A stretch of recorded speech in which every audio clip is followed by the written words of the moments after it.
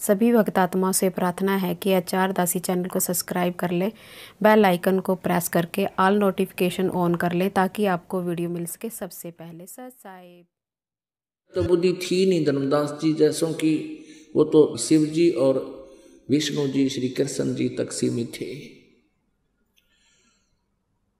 तो उन्होंने कहा कि जो साधना तुम कर रहे हो, जिन भगवानों की, जिन प्रभुओं की आप साधना करते हो, जिनको इष्ट मान रखा है, इनका विधान में ये आपको वर्क डन दे सकते हैं। जैसा कर्म करोगे वैसा ही फल मिलेगा। आपके पुण्य अलग लिखे जाएंगे और पाप न्यारे दोनों अकाउंट पैरेलल चलेंगे, ओपन रहेंगे। और यहां से पुण्य कम और पाप घने इकट्ठे करता है प्राणी। तो पुण्यात्मा,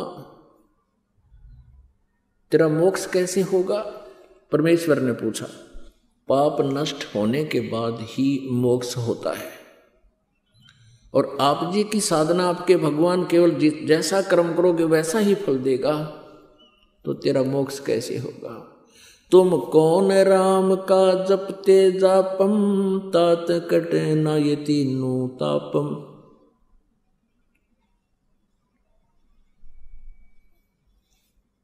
अब जैसे भी कर्म करोगे वैसा फल तुमने भोगना पड़ेगा, ऐसा आप जी के भगवानों का विधान है। लेकिन पूर्ण परमात्मा परम अक्षर ब्रह्म कबीर देव जी की एक परम शक्ति है, उनके पास एक वीटो पावर है। वो सुप्रीम परमात्मा है, परमेश्वर है। उनका जो सतनाम का मंत्र है, जब ही सतनाम हृदय धरो, भयो पाप को नाशे। जैसे चिंगारी अग्नि की, भाई पड़े पुराने गाश।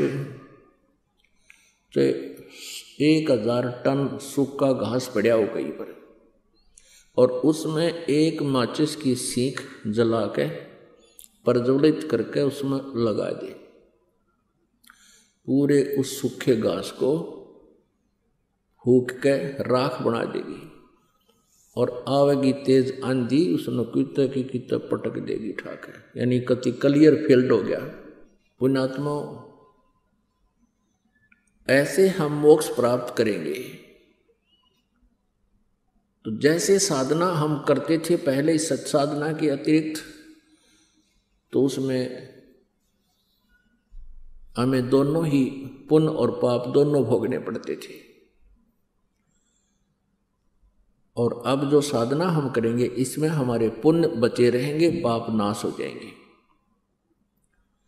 जैसे अब एक औषधि चल गई है, फसल में डाल देते हैं, वो घास को, खरपतवार को जला देती है, नष्ट कर देती है, फसल को हानि नहीं करती, फसल सुरक्षित रह जाती। ये जो साल्ट था, औषधि थी, ये पहले भी थी, लेकिन इसकी खोज नहीं कर सके थे, अब उसकी खोज होगी। इसी प्रकार ये सतनाम पहले भी हमारे सदग्रंथों में, कोड वर्डों में था। अब परमेश्वर कबीर देव जी की रजा से इसकी खोज होगी। करवाने वाले परमात्मा ही होते हैं। आज उस जड़ी की खोज होगी, ऋषिदास के पास है, इस विश्व में 21 ब्रह्मांड में किसी के पास नहीं। तो अब उस जड़ी का प्रयोग करेंगे हम, हमारे पाप नाश हो जाएंगे और पुण्य बचे रह जाएंगे। तो इन पुण्यों का जो प्रतिफल हम यहां नहीं लेंगे, क्योंकि हमारा उद्देश्य, हमारा टारगेट सतलोक जाने का होगा। इस काल के झूठे सुख का हम कोई आशा नहीं करेंगे, झूठे सुख की इच्छा नहीं रखेंगे। तो फिर अपने आप हम सतलोक जाएंगे, जहां आशा ता बासा होई और मन कर्म वचन सुमरियो सोई। गीता जी अध्याय नंबर 8 के श्लोक नंबर 6 में कहा कि अर्जुन, ये नियम है, अंत समय में जब ये प्राणी शरीर त्याग कर जाता है, उस समय जिस भी भाव में भावित रहता है उसी को प्राप्त होता है। और फिर कहता है गीता ज्ञानदाता के, गीता जी अध्याय नंबर 8 के श्लोक नंबर 5 और 7 में, कि तू मुझ में भाव वाला बन और मेरा भजन कर, मेरा स्मरण कर और युद्ध भी कर, तो मुझे ही प्राप्त होगा। फिर गीता जी अध्याय नंबर 8 के श्लोक नंबर 8, 9, 10 में तुरंत 3 मंत्रों में स्पष्ट किया है कि यदि तूने उस परमात्मा के पास जाना है तो उसकी भक्ति कर, सच्चिदानंद घन ब्रह्म की, उस दिव्य परम पुरुष की, परमेश्वर की भक्ति कर, तत्वदर्शी संत से उसका ज्ञान प्राप्त कर। चौथे अध्याय के 34वें श्लोक में फिर उसके पास चला जाएगा। बहुत ही सिंपल। पुण्यात्माओं, जैसे हम एक अपना पेट के लिए सुबह और शाम 2 टाइम खाना तो अवश्य बनाते हैं, 3-3 बार भी बना लेते हैं, तो उस खाना बनाने में कितना प्रयत्न, कितना सांग जोड़ना पड़ा, कितने आइटम इकट्ठे करने पड़ते हैं। चूल्हा, तवा, पतीला, चम्मच, भाई लकड़ी या गैस, फिर की तो नमक, मिर्च, चाकू आदि तो याद भी ना हो, इतने आइटम हो। और वो सारे कितनी गर्मी हो, कितनी सर्दी हो, आहार बनाते हैं, कितना टाइम लगता है, कितना प्रयत्न करना पड़ता है। और परमात्मा के नाम में कहते हैं जीभ भी ना लाड़ी, लेटा है तो लेटा लेटा कर ले, बैठा है तो बैठा बैठा जाप कर लीजिए, बस में सफर कर रहे हो बस में कर लीजिए, मोटर गाड़ी में, कार में बैठे हो कार में कर लीजिए, दुकान पर बैठे हो ग्राहक नहीं आया, ग्राहक तो आपके परमात्मा की दया से आओगा, आपके भाग्य से ही वहाँ आपकी इनकम होगी। और अब परमात्मा साथ हो जाएंगे, फिर अपने बच्चे को अपने हिसाब से ही देगा। तो अब क्या करता है दुकानदार, न्यू देखता रहता है, गाहक आया आया वो हुई तो दूसरी दुकान में बढ़ गया, फिर देखेगा दूसरा आया। अब आना उसी ने है जो तेरे परमात्मा निर्धारित करेगा। तो उस समय अपनी माला लेकर या वैसे मालिक ने याद रख, ग्राहक आया अपना सौदा तोल दे, उसका कर हिसाब।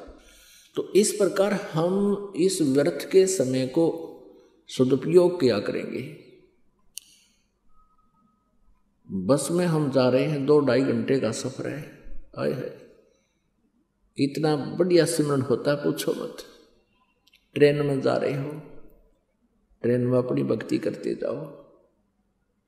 जैसे आप कहीं काम बस गए हो, कोई किसान है खेत में काम करता है, मजदूर है मजदूरी करता है, तो परमात्मा तो याद रखे सके है ना, तो और 100 फिल्मी गाने गाया करा दी हूँ करे जाऊँ मन मन में, तो परमात्मा के मंत्र याद रखे, परमात्मा के भजन को याद कर ले, उसकी वो भी चिंतन बनता रहता है। तो इस प्रकार परमात्मा का पाना अति आसान है, और इस सारे काम को करते करते ही हमने प्राप्त करना परमात्मा, और आसानी से होगा। नाम उठत नाम बैठत नाम सोवत जागबे, नाम खाते नाम पीते नाम सेती लागबे। परमात्मा अपनी अमर वाणी में तत्व ज्ञान में कहते हैं कि परमात्मा की भक्ति के लिए कोई विशेष आसन की आवश्यकता नहीं। जैसे गीता जी अध्याय नंबर 8 के श्लोक नंबर 7 में गीता ज्ञानदाता कहता है तू युद्ध भी कर और मेरा सिमरण भी कर। अब युद्ध से कठिन काम कौन सा हो सकता है, और उसमें भी भगवान याद किया जाता है। और यही प्रमाण यजुर्वेद अध्याय नंबर 40 के मंत्र नंबर 15 में है। ओम कर्तु समर किलबे समर कर्तुम समर। ओम नाम का मंत्र का जाप काम करते करते सिमरण कर, विशेष कसक के साथ सिमरण कर, और मनुष्य जीवन का परम कर्तव्य जानकर इसका सिमरण कर। यही परमात्मा सूक्ष्म वेद बताते हैं कि नाम उठत नाम बैठत नाम सोवत जागबे, नाम खाते नाम पीते नाम सेती लागबे। अब जैसे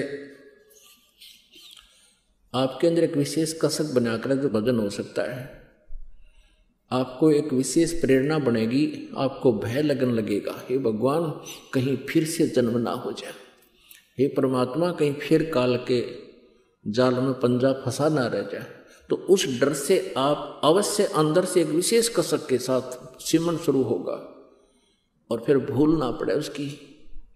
तो उसमें आप बैठे हो, कोई चर्चा चल गई किसी संसारी काम की, 10-20 मिनट डिस्कशन हो सकती है, उसके बाद फिर अपनी भक्ति शुरू कर लो। तो जैसे आप काम कर रहे हो, कोई ऑफिशियल कार्य है, उस काम से फुर्सत मिलते ही अपना भगवान ने याद रखे, और जैसे काम अपना कर भी रहे हो फिर भी चिंतन होता है प्रभु का, वो सहज समाधि होती है।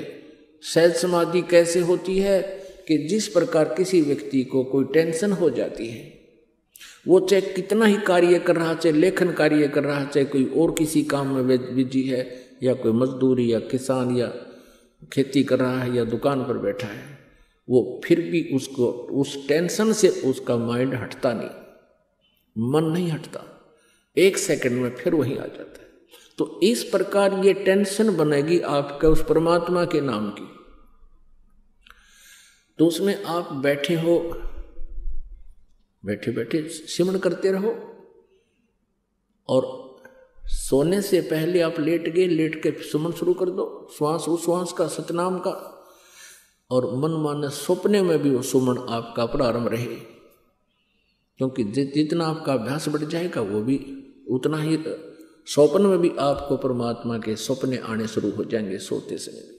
तो इस प्रकार हम परमात्मा